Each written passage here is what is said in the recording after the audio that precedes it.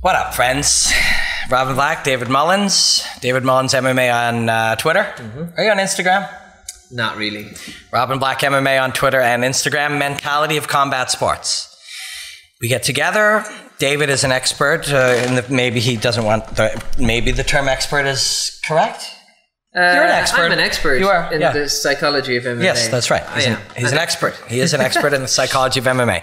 I am learning and constantly fascinated in the psychology of MMA. So I like to get together with David, and we like to dig into and peel back some little layers about fighting and the mind and how the fighters experience it, maybe sometimes how we do.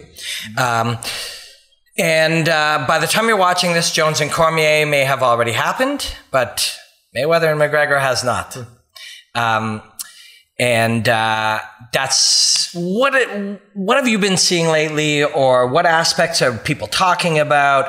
We're a month out or so at the time that we're talking about this. Where are you at with this fight? I'm just excited for it. By the way, I just want to go back to say I'm as much of an expert as someone who's never fought can be. Right, because that's a big point.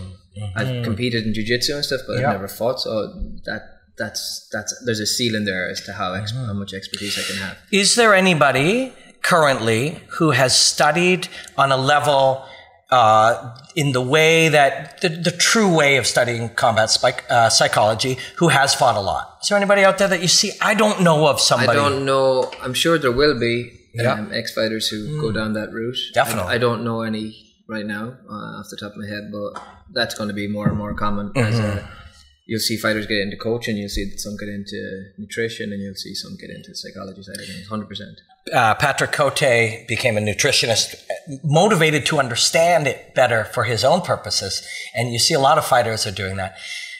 You're right, though.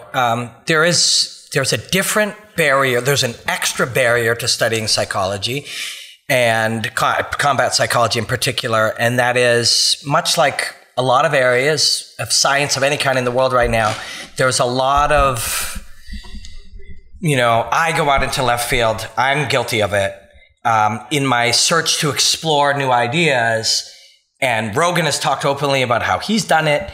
In our search to explore new ideas, sometimes we go down certain roads that we get away from science and proven concepts. Yeah, and it's an easy thing. Before you know it, you're there. Yeah. Before you realize it, you've gone just that step too far, or a few steps too far, and then you're off into like hypnotism. And that kind of stuff. I mean, there's that's the problem I have with my field is there's so much bullshit out there that.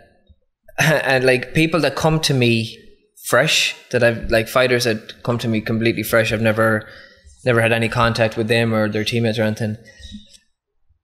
Part of my challenge at the start is to make them aware of what I actually do, because if they're attracted to the idea of working on their mental game with someone who's a sports psych, then there's a big chance they're a fan of bullshit. Yeah, or they don't actually, certain things that are untrue and or impossible, they may already believe are true or possible. And so the separation of what I do and the practical, basic stuff that is possible versus the idea that there's some all-in-one magic cure that I can give them, which is out there a lot. So appealing, the idea. It's so appealing. The idea that there's anything that if we could just do this one thing and hire this one person and have 10 or 12 sessions of something, and we would double our ability to be a painter or a cab driver or make telephones or whatever. Yeah. It's so appealing. Yeah. And like you're saying with Conor and Floyd, that's like, I get that a lot, obviously, with the connections with Conor, where people are coming because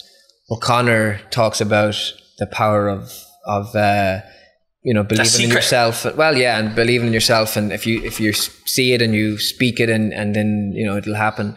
So people that are attracted by that come like associate me with that kind of stuff, and then that's a problem. I have to separate that stuff. And the reason this fight is happening, this Conor Floyd fight, and the reason Conor's had his success, yes, he has super belief in himself, and yes, he has visualized himself with the success, but that's just part of it, though. That's not the reason. There is no the reason. That's just a part of why he's where he is. Some of it's luck, some of it's timing, And some of it's genetic, and some of it's hard work and training and meeting the right people at the right time, and all that different stuff. And much of those are, you talked luck, timing, etc. Some of those are all connected. The right people. So John Kavanagh, in this particular case, has, for in whatever reason, because of John's own ability to learn and study and what he knows and whatever, he is undoubtedly a great connection for Conor McGregor. If they didn't live in the same country or in the same region and they never meet, John Kavanagh may not have become what he's become because he never had this pupil or a partner or a student or whatever, someone to coach. And vice McGregor versa. And vice versa. Yeah. And then everyone they meet from that day forward would not have been influenced the same exact way. And, you know, it's interesting. It's not on this recording, but we were chatting. George St. Pierre, been doing a documentary on him. And he was texting me earlier and we were chatting about the fights coming up this weekend.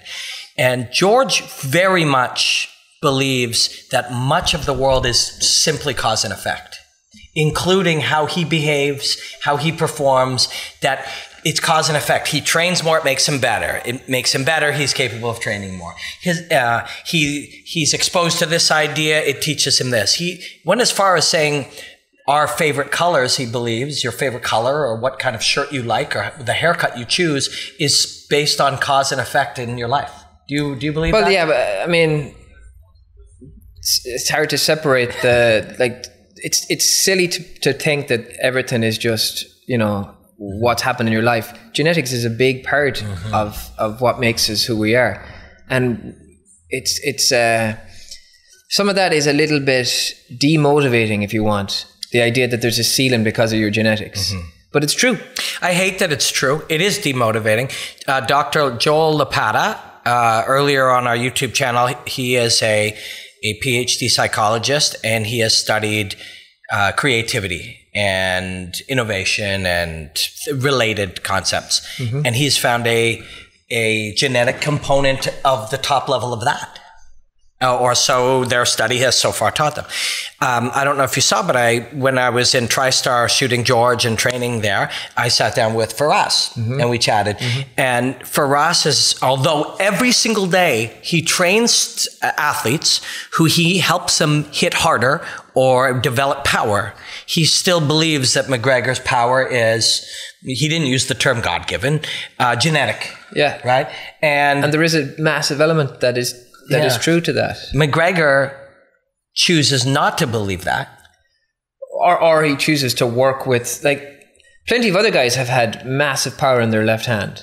Some guys who never even fought, they'd never discover it because they weren't drawn to the idea of fighting or the idea of competing.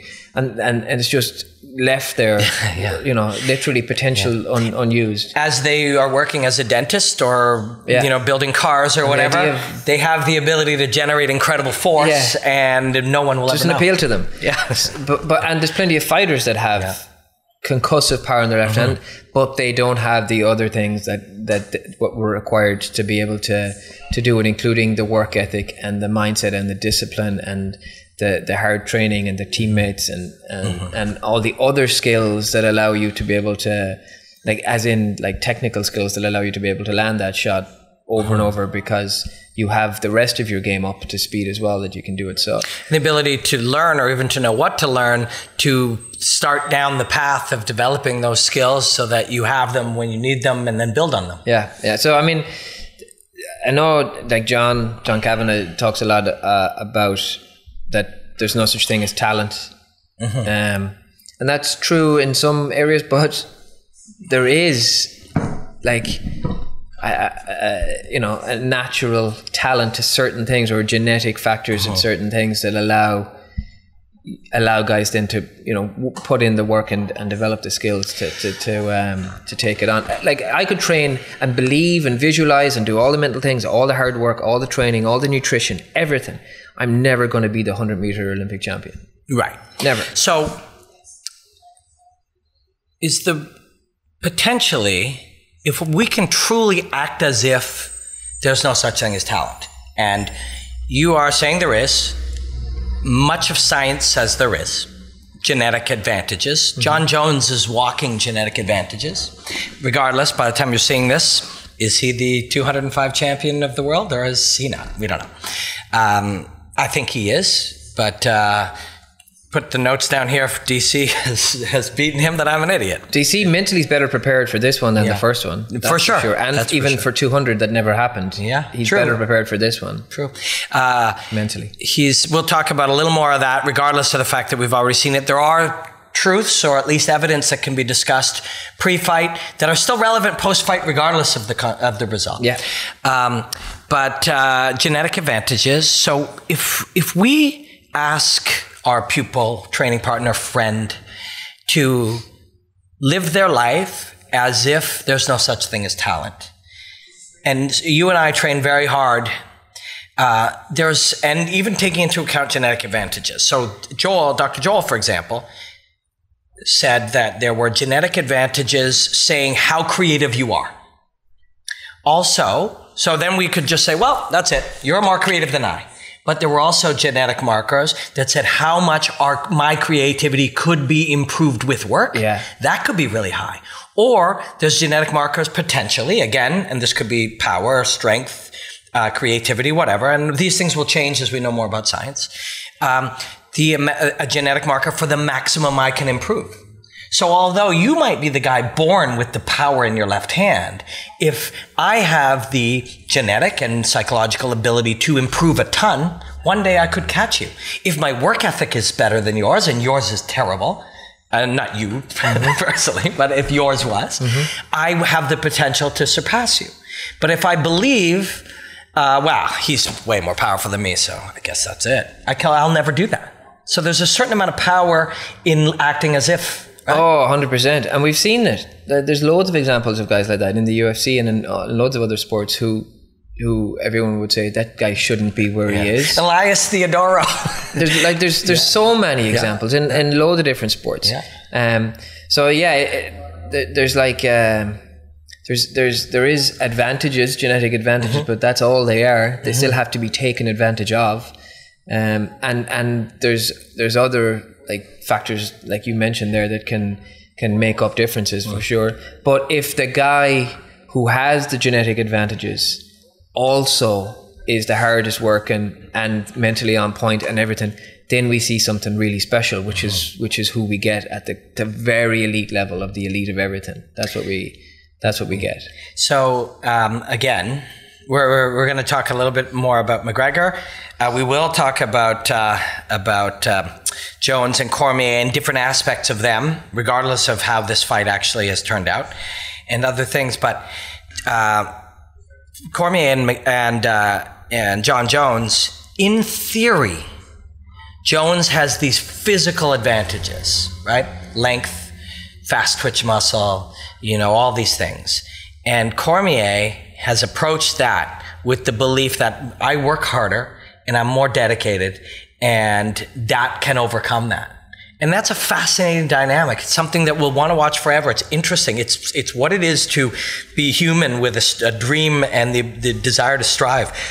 When people ask me what my favorite movie is, and one of my favorite movies is Gattaca. Have you ever seen this movie? Yeah. The one guy who had all the genetic advantages gave his identity to the guy with less, and he was able to accomplish those. Now, I realize this is a movie, but the reason there are movies and stories told about that is because that's somewhere in there. The question that we're asking is, can we be more than we think we are? Or can we be more than we started with? Yeah, I mean, from a psychology point of view, there's studies been done on that topic, like Pygmalion in the classroom, where the teachers in a school with students, the teachers were told that this is the elite group and these guys are a little bit below average. It was the reverse was true. Yeah. But the teachers that thought they had the elite group tried really hard with them and encouraged them to and wouldn't accept below average kind of thing and really put the time in with them. And the results at the end of the study was that the group that were actually below average and the teachers thought were elite turned out to have better results than the others, because a lot of it was because of the way they were being taught and the encouragement they were getting and the expectations that were there. So that's, it's beautiful. Yeah. That's a beautiful thing. It tells you what is possible, which is why And John Kavanagh's a friend, right? You've known him for a long time. And you've probably never discussed this with him specifically, but you could guess the reason he's saying talent doesn't exist is for that exact reason, to get the most out of these guys. He's done it. He's brought guys through to a level that, you know, is incredible, really, compared to how they started off. He's one of, like, there's plenty of others out there, but he's one of the few that has had a team of guys who were beginners when they joined him. Mm-hmm. You know, Conor had obviously experience with Crumlin boxing, but most of them had never done anything when they joined SPG. Literally beginners in every area, and then they're brought through to UFC level, which is, you know, that's amazing that's happened repeatedly.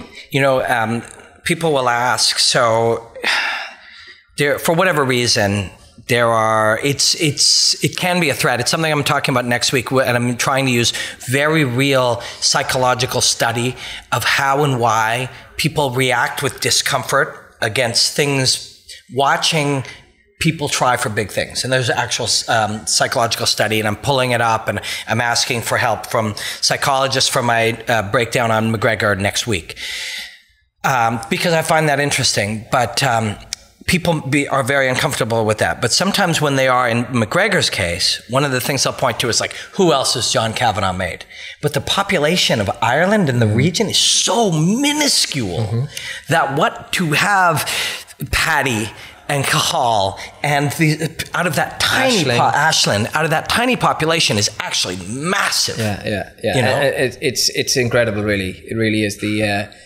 The small team that was there when I started back in 2009 with them, and the success, the amount of success that came from that team, it's incredible. It really is. And then when you look at it, you're seeing, if they all believed the talent was not this thing that you have, it's this thing that you are and develop and work at.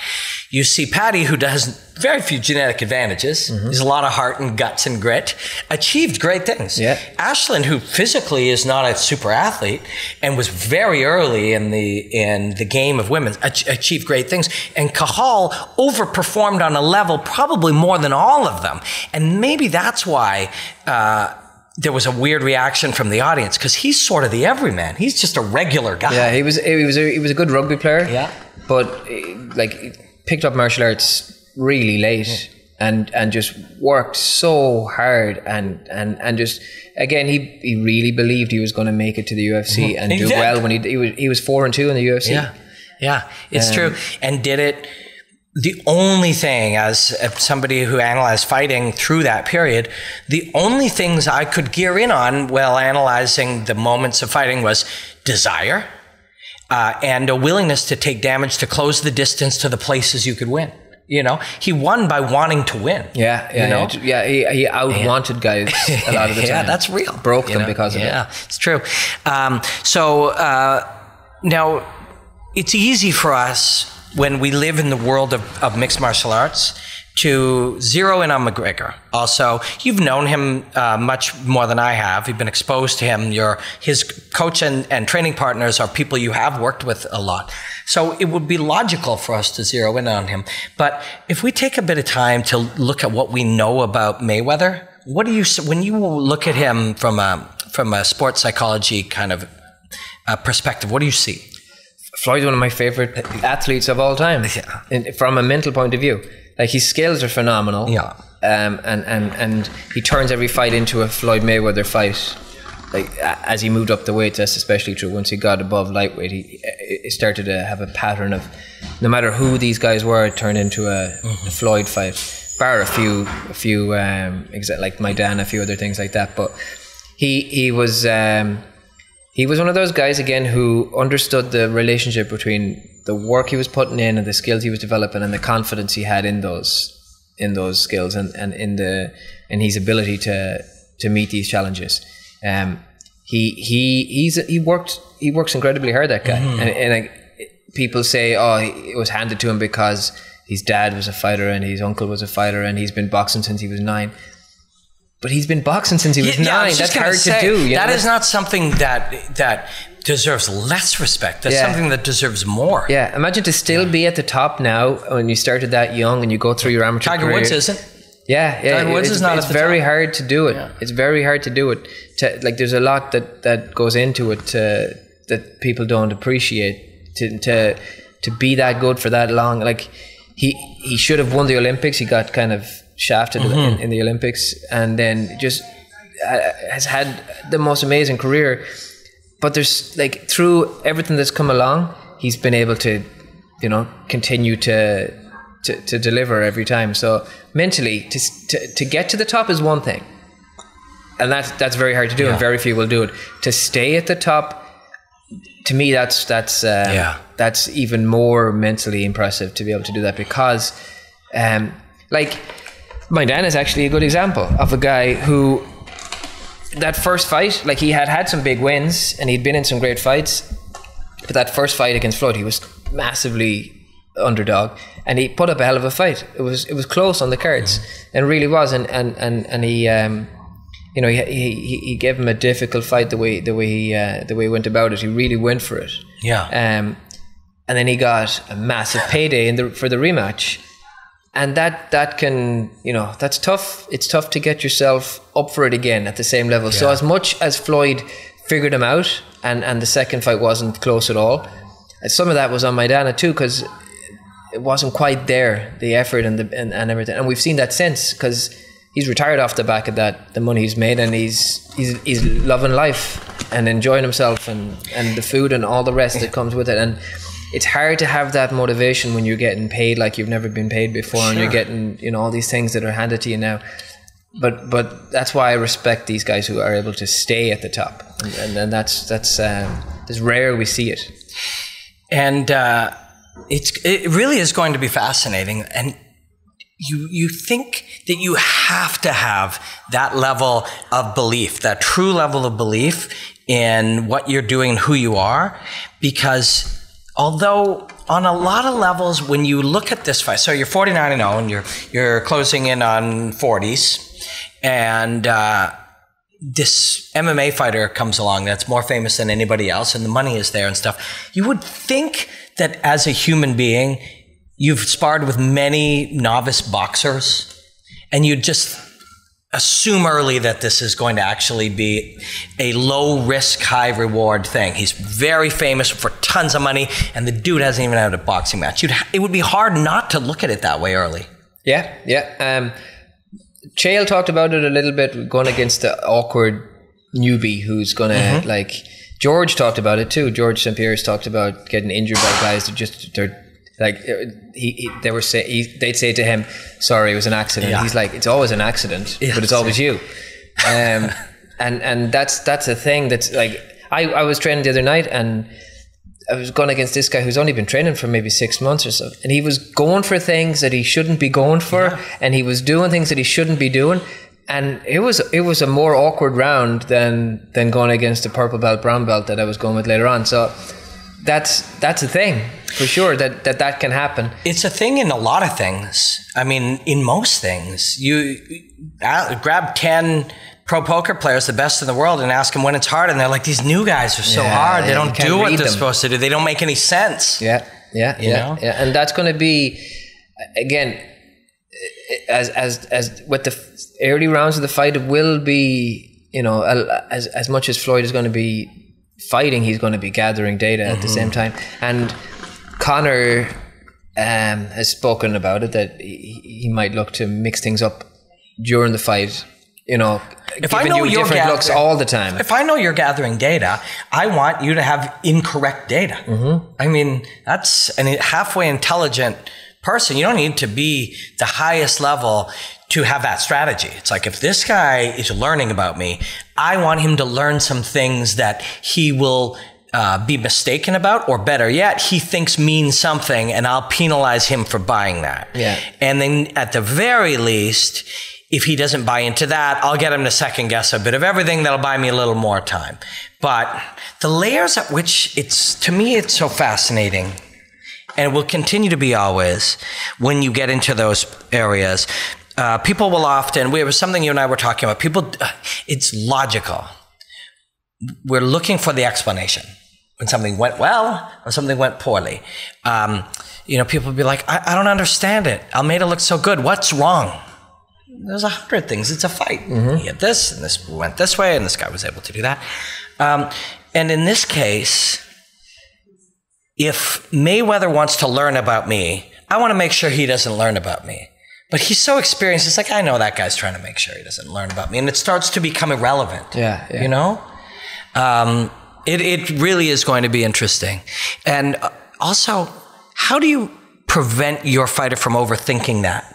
You know, it's so weird, right? I mean, even this, my own one-sided conversation for the last 45 seconds, you watched me overthink it. I don't want the fighter doing that. Yeah, for sure. You know? And that's part of what Conor's approach can be here, is to make that a thing. That's why, I mean, it was funny with obviously the exchange was funny with Floyd Sr. and Conor backstage in LA. There was some funny stuff there. But one of the things that stood out to me was when Floyd was talking about Floyd Sr., you could see him kind of a little bit worried that Conor might kick him or he might do something crazy. So if that's there, that concern is there, good. Yeah. Good. That's a good thing. That they might be a little bit worried that he's gonna throw a leg kick or just not be able to control himself and just instinctively do something he shouldn't be doing. Good. That's not that's not there usually, that you need to worry about that. Victor Ortiz headbutted Floyd, but you weren't worried going in, what if this guy throws a headbutt at me? So that's interesting. And then Conor posted that picture on Wednesday night with him jumping in the air with Roddy's holding the pads. With his knee up? Yeah. What the fuck would you be thinking if you look at that, if you're in Floyd's camp? You know, what the hell is this guy doing? And then you're wondering, he's just playing.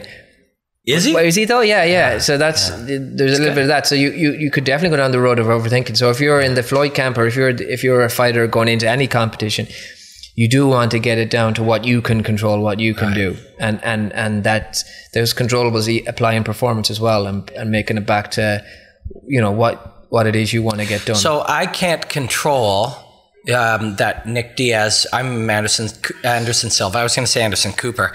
Nick Diaz would lay out Anderson Cooper so fast. He sure would. Anderson Cooper's in the CIA though, so yeah. Sure. But Anderson Silva, I can't control that Nick Diaz is going to lie in the middle of the cage. I'm Chris Weidman. I can't control that Anderson Silva is going to do what he's going to do. I'm Floyd Mayweather. I can't control whether Conor McGregor is going to throw an elbow or a leg. What can I? I can control how I respond to it. Yeah. That Floyd hasn't been taunted much. Sometimes he has by the opponent. Usually they're a little, like, I've seen it a lot with fighters that have faced him over the years, where there's a little bit of, they're in awe a little bit, and it's his fight, and they're trying to see if they can match him. And sometimes guys, I watched it recently because I don't know why I was watching it, but Emmanuel Burton fought Floyd back years ago, and it was a good scrap. It really was. Floyd showed a lot of character in that fight as well. He's Floyd. I mean, it's so easy for us to forget, but he's fucking Floyd. Yeah, he's got grit about him, and all. Everyone looks at the defense. He's got a lot of grit and toughness in him as well.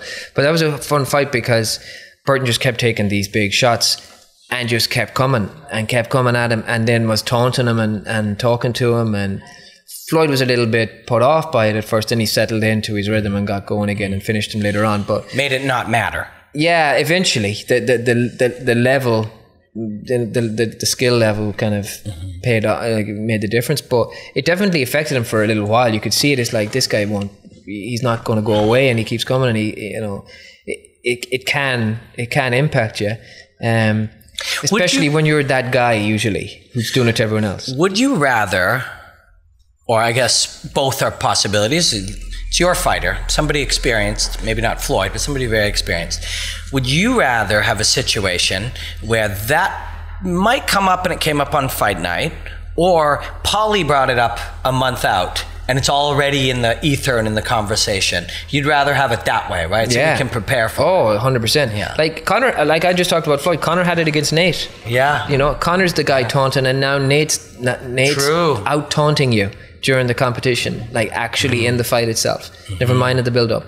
And Cody Garbrandt really did that to Dominic, who's never experienced that and never been the guy not in control. Dominic's smarter than everyone. And wittier than everyone in the division, and he's good at that stuff. And then Cody not just was beating him, but he was letting him know he was beating him, and it was letting him and trying to mocking him. He was mocking him, and that's Cody in full rhythm and full flow, but it's also having an impact on Dominic's confidence levels in the middle of the competition. To some degree, I mean, and Dominic or Conor or Floyd, in that example you used, these are mentally very strong. I mean, probably maybe Dom as strong as any of them. And so they'll handle it better, but it's still having an effect on them. 100%. 100%, especially if you haven't expected it, or haven't prepared for it mentally, that's going to happen. And in most of those cases, it wasn't expected. Conor thought he'd get rid of Nate first round, so it wasn't going to matter.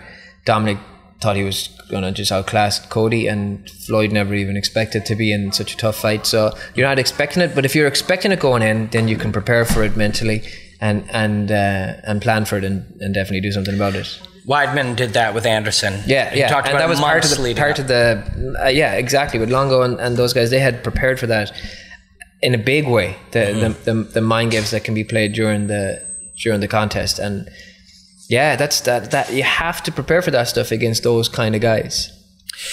So let's talk about a couple other things. We're going to see Brendan Schaub tonight. At the time that you're seeing this happened a while back, but it's going to be fun. We're going to go, Mark and us are going to go see Brendan tonight. But before we do that, we said coming in that when we're talking, Jones Cormier, the rematch, is happening on Saturday night. By the time people watch this, it's already happened. But there were three aspects that were interesting. One is the rematch itself. One, for me, maybe off the top, Tuesday or Wednesday of fight week, Jones fighting in what'll be the biggest fight of his life, a comeback, a rematch, fighting for the belt. He was defending it, with the exception of when he first won it. People watching him because of everything he's been through. People started asking him about Brock Lesnar, about fights that don't have anything to do with the weekend. And he was engaging in those conversations. What's your thoughts on that fight week? So I saw that actually happen on Facebook Live. He did a quick 5-6 minute video with Brandon Gibson. And one of the questions, there's dumb questions usually coming through on those things. And tonight with Brendan, one of the questions will be, dude, what was it like having sex with Ronda Rousey? That's guaranteed. But some guy asked the question, would you like to fight? I heard Brock Lesnar's coming back. Would that be a fight you're interested in? And John, one thing, he selected it from the list of questions that was coming through. But so that's it's not completely a random question then. And then he answered it by, kind of saying, he'd be interested in it. It's definitely a fight that, he said he doesn't think Brock would want that matchup. But it's a fight that would sell, but he's going to take care of Daniel first and then that. And then Brock commented back, and now it's a thing. And Jon Jones and Brock Lesnar. So then the media goes crazy for it, and all the MMA media go nuts for anything to do with Brock Lesnar, and so it became this big thing. And then it gets asked in the press conference again. So now it's out there, and it can be a distraction, or it can be a nothing. Right. And that's on Jon Jones and his team. The fact that he's engaging in it, he was answering questions. He was asked, like I said, that first one, he kind of picked the question. There could be like you said, the fight's already happened, so for people watching, for us it hasn't, but it could be seen as complacency that he's looking past DC. Which to me, we've talked about rematches in the past where the loser can have a mental edge going into a rematch because the winner could fall into the trap of complacency, because he's already beat the guy, so you just go and beat the guy again. What's the big deal? Like Rockhold is the ultimate example. Rockhold and Bisping. I beat him with one arm. And again, we don't want to go too far on it because everyone's seen it, but like you said, it is interesting to do the analysis of the fight. Anyways, even for people watching after. What I find interesting is that the result doesn't necessarily matter if what you're discussing is truly relevant. Yeah. These things, the extra challenge that someone may have in the rematch, well, they overcame it. Yeah. They were capable of overcoming it, but the challenge was still there. It was just addressed. Yeah. Or the distraction wasn't a distraction, or it was for a bit, but they overcame it. I mean, these are all just extra challenges or not challenges at all. Yeah, it is interesting. John tweeted something that someone said once, that if there's a rematch, if the younger guy beat the older guy the first time, then if they rematch, then it's going to be even easier. Why would you buy into that? I don't see why that should be relevant here. You still have to go and do it. It's not real, yeah. But now you could. There are many reasons they say things, including get him. For sure. But as long as you don't buy into that yourself, right? But of course, that can be fucking with the opponent. Going into this one, so again, you know the result, and this conversation is what it is in that environment. But Cormier has prepared for a rematch before. Yeah, with AJ, where he won the first time. He won the first time, but he fought one man a second time. And Jon Jones has never done that. Yeah, you know, the little things. There's all of these little things can be something or nothing. The distraction or potential distraction, or it is a distraction, or it's nothing. Distractions can occasionally be good, right? Like a distraction, taking you out to a movie. Well, John is the example of that. Yeah. I mean, he wasn't. It wasn't like, wow, that guy is such a good athlete. He was able to do coke just before that fight and still win it. People aren't fully getting it. Then he was doing coke on purpose, so he was giving himself a distraction and an out in case he didn't perform, which allowed him to perform more aggressively without a safety net, because the safety net happened Wednesday night on a mirror with a bunch in whatever hotel room he was in doing lines. And so people on purpose give themselves distractions to take away from the pressure and give themselves that out, or that like self-handicap a little bit to take the pressure off and the build up. And sometimes that can work, where you feel a little bit less pressure going in, and you get the best out of yourself because of that. In the discussion going into this one is that's not there. That's what Brandon Gibson is putting out there, that this is the most serious Jon. There is no distractions. This is him at his best. He's never done that before. It's all unfamiliar to him. Exactly. He may not be as free because he doesn't have that. He talked to Rogan about that very specifically. Yeah. That's how I know that. I don't know Jon, but that's where I'm getting that from. Is that podcast with Rogan. Which that was fascinating that he was talking like that about it. So it seems like he has never trained this hard for a fight before. He has never been as clean for a fight before. I don't mean steroids or dick pills, or do I? I don't know. Yeah, but maybe. But I don't know. Yeah. But he's never had that going into a fight before. So on the surface, it looks like it's better prepared. Better athlete, better fighter, better performance. It's a lot more complex than that, and it depends on the individual. But it can be a lot more. There can be a lot more to it. Where the more preparation, now there's more pressure on you. Now you don't have that out, and now you're not as free. All that can be addressed, and all of that can be overcome, or be used as a great positive. But only if you're actually doing it. I always hope, and I know it's a part of the conversation that you and I haven't figured out whether this is something that makes sense or not, but I'm always looking in hopes that when we talk about martial arts, that somebody can go, oh, that's how you get out of half guard. Hey, wait a second. That's how I get out of the stress of a parking ticket. And I know that's not necessarily always the case, but I myself look for those things. But one thing I think that is possible, if you're hearing this conversation and you're really weighing it, is the idea that everything matters, which is why it takes to the root of what you do often very early on when a fight is announced, is you address the realities that all of these things are things. That what does this fight mean? Well, it could mean this. What do you do? Well, that's different. What do you feel about that? And you literally have to have all of this there, because if we don't, it'll hide and it could sneak up on bubble you. Up. So I'll do that with the fighter where we discuss it, and I'll ask them, you know, what does this mean to you, the opponent? What does the venue mean to you, the title or the shot at the belt, and all your the winning streak, your losing streak, whatever.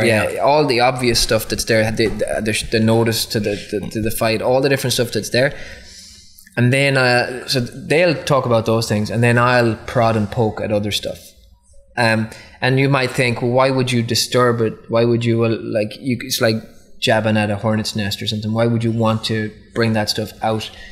If the fighter's so weak that prodding at something is going to affect them, then it's not going to help. Yeah, you want to strengthen the mind. That's the whole point of working on the mental game. So I will, you know, something that I think might be an issue for going into this fight, I'll say it to them. What do you think of this thing that he said about you, or what about, you know, this? What does that performance mean? The opponent's performance. What did you think of that?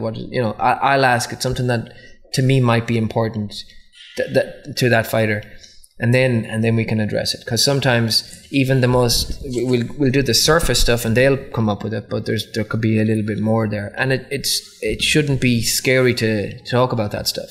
Yeah, and the whole point of it is to address these things and get to the point where you can be comfortable with them, face them head on, and walk straight into the challenge, accept the challenge, and then just head straight into it, and go and do it anyways, and let's see if you can bring your best stuff. And at every level that you've done that, the next one is a little different, and the next one is presumably even more challenging. So we're building your ability to do this as well, right? For sure. It becomes you become a purple belt in this thing itself. Yeah, you get better at dealing with whatever the stuff that's coming, but you still need to address each individual thing that's coming, because it is. And it's so counterintuitive to how a lot of us go through life. Yeah. You know? I've had fighters that were on a 4-fight win streak, and then they say, I've never had a 5-fight win streak though. I got to 4 once before, and then I lost the 5th one, and that's a thing now. That's a part of this fight. And that's just a way of thinking that doesn't need to be there, but it needs to be addressed for you to get past it. Yeah, and there's and that's not something that would be obvious. That's something that if you're not willing to discuss and get it out, that'll just stay in the back of your mind. If you don't discuss it, and if you don't address it, it'll just stay there and fester, and it'll turn into this horrible thing. Whereas on the night, you're partly going in expecting, I don't know if I can win 5 in a row. Or maybe you're okay with it until you took 2 big shots, and now you know this is 5. Yeah, here we go again. Here we go again. Exactly. So guys on my back. Shit. Last time in my 5th, I was dominating in the first 4, and he got on my. Oh God, I knew it. It's the 5th. It's the 5-fight curse. Yeah, and it starts. So and that's just one tiny example from one fighter. So it could be 20. There's so many of these things that are there, and that's why I'm very against the idea that there is one thing that's going to make the difference and there's one thing that separates these. The top from the rest and all that kind of stuff. There's so many variables in every single contest that no one can pinpoint anything. And if someone tries to, I get that question asked all the time, what's the most important mental skill, or what's the most important thing you do with fighters? It's you don't get it. I get asked that all the time, what's the difference in this fight? And it's never one thing. And conversations I'm realizing now, conversations don't have to be, you don't have to get it 100% right. This has been a flaw, it's just something I've noticed over the last while. You're looking for the truth, but sometimes when you're walking down the street and a guy says Mayweather or McGregor, who's going to do it? I don't have to stop and explain in detail where it's, hey man, McGregor's got a shot, have a good day. Sometimes everything doesn't have to be explained and can't be explained, and that's okay. Or, hey man, who's the better wrestler in this one? That's so complicated, it's hard to answer, but sometimes it's okay to go, Weidman's the better wrestler. That's just all you can do. It's a really interesting thing. Let's go see Brendan's show, but a last thought I have for you, and it's a Mayweather-McGregor thing. The nature of what Conor is, what he seems to be, and what it's easy to interpret him as, especially if you're Irish for that matter, is almost mystical. And as a result, some of our conversations have gotten into some crazy, crazy things. What do you make of that? What do you make of what he represents to a lot of fans of fighting and to a lot of the legend that he's become. Yeah, this weird mythological thing. It's easy to buy into it. Yeah. And for me, it's easy for me to use that idea and that feeling to explore all kinds of crazy things. But he's still just a guy who throws punches. Yeah, I can come at it from a different perspective than most, because I knew Conor before everyone knew Conor. Right. So to me, he's still that guy. He's a good guy. I like him a lot. He's a decent guy. Yeah. When he doesn't have to be, he's a good guy. That's how you judge someone, to me. When no one knows what, like, no one's going to find out, he's a good guy. And he grew a lot as a person, as well as a martial artist and everything. He's just a good bloke. Yeah. So to me, that's how I see him still. And it's kind of, wow, I can't believe Conor is this big star. But to other people looking in, it's like, oh my God, this big star, and you know, they're hanging on everything, and he's this big thing, and I would have done that when I was younger with other people, with other celebs, with other stars. You see them as something mythical. Oh my God, it's The Rock.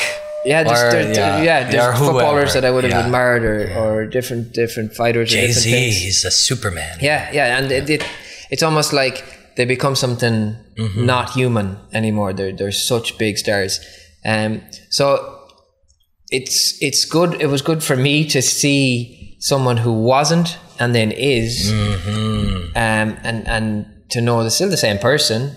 And it's just, he is, things have changed. But you've also seen his ability to influence people. Grow. You've seen his ability to train and perform, and all those perform under pressure. He wasn't those things when you first met him. He was unique, but to be able to go in under that kind of pressure, that was. And now you may have at times had the good fortune by being near him and or his coach or whoever to see it come in increments. Where a lot of people just were like, you should have seen the faces on everybody. There was 100 people, UFC people, press people, whatever, with the moment when Aldo fell in 13 seconds. I wasn't in the arena. I was in an area where people who have consumed a lot of fights were there, and the reaction, that moment in time, I can see the faces of these guys when I picture it right now, and nobody could believe that. I know, I couldn't believe it. I ran down to the cage side to give John a hug and Roddy a hug, and I was in shock at what I just seen. Like, you couldn't believe what had happened, but that then just kind of creates this legend, and eventually down the road, like, Conor would have done these things that he never did. These myths get bigger and exaggerated and stuff. But it's a strange one. I mean, it can be useful for people to have examples of people who've risen up and put the work in to show it's possible and everything. But it can be negative if you see these people as something superhuman, because then you're screwed. You're just looking up at them, and you can't. Well, I'm an ant, and they're a giant, and I can't. Yeah, it's true. But to many people, he is an example of breaking through, plateaus or exceeding what you believed was possible, and some of that stuff. That the trick of that is to find where it isn't a weird myth or a superhuman nature. It's just like, hey, we can exceed in certain ways if we take certain lessons and apply ourselves in certain ways. That can be valuable. Yeah, for sure.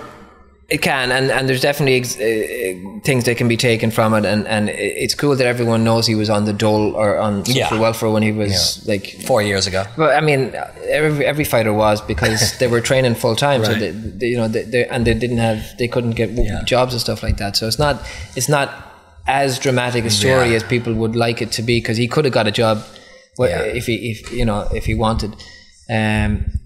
Welfare means a different thing welfare means a different thing in the US than it means in other places. But he chose not to have a job. He was working full time in the gym. On his skills and stuff. So it's a little bit of a different thing, but that definitely gives people that kind of this story, and it's been told throughout history of this, someone rising up and the incredible thing. But there is, as the song goes, there's only one Conor McGregor, There's a song? Well, people just sing that. That's a chant in football. Okay. There's only one. Fill in the blank. Conor McGregor this time. Right. But if you weren't born to his parents on the day that he was born, you can't be Conor McGregor. Mm-hmm. You know, if you didn't meet the people he met at the times he met them and had the exact experiences that he had and the reactions to those experiences, you can't be Conor McGregor. But you can be more than you would have been if you work hard and you learn and you study and you apply yourself. That's the point. That's the point. Is you're still going to be you, but you can learn from certain things, and you can't have what he has because that's his. You have to find your own path, but definitely you can take lessons from it. Last thing. We're fans, and that's obvious. But of all the things that he does, the thing I hate the most, and I'm an enormous fan. I hate this secret thing. That thing's fucking ridiculous. And because the world, it's like if you believe it, it'll happen. There are people walking down this bad neighborhood in Toronto right now that I can see, and some of them believed fully that they were going to be the Prime Minister of Canada. That's a thing, or an Olympic swimmer or whatever. They believed it so fully, and just believing something is literally less than useless. Well, there's an easier example, and people probably can relate to this. When you play the lottery, I believe I'm going to win it this time. I really believe it. This is my time. And you start picturing what it is that you would do with the money, and I feel it. This is the time. It's going to be this time. It's going to happen. I believe it. I want it to happen so much. I believe it. And you pick your lucky numbers and you do all that stuff. Randomness doesn't care about what you believe. That's like it wouldn't be random if it did. Right. And it's not to say that success is random, but there's so many variables, so many things at play that. To me, Conor has become, well, from where I'm looking at it, he's become an example of why the secret is bullshit. Because I know how despite hard what he says. I know how hard he's worked. Right. I know how much commitment and discipline and how obsessed he got with what he's doing. And failure. And ups and downs and sticking with it. And I know the people he has in his life. I know the teammates and the coaches and different stuff that he has around him. And I know all that stuff. So then he didn't wish this into existence. It happened because of all of those factors. So instead of him being a poster boy for the secret, I see him as the reason why that stuff is bullshit. It's true. So it's bullshit. But hard work and continuing to learn and strive and get better and spend your time trying to improve at things is not bullshit. Yeah, and neither is believing you can get something achieved and visualizing it. That part is good. But when combined as long with as you do all the other stuff. Right. Because on its own, it's just nonsense. Yeah, right. But yes, so good point. Don't let me sign off saying it's not important to have belief and the knowledge that you can accomplish something. What we're trying to say is by itself that's useless. Yeah. And understanding where belief comes from and confidence and working on those things. Do you believe Brendan Schaub will make us laugh tonight? I believe so. I believe so too. That was really fun. And David's trying to pop in about every 2 weeks, and I don't see him enough. He's a good friend. David Mullins MMA on Twitter.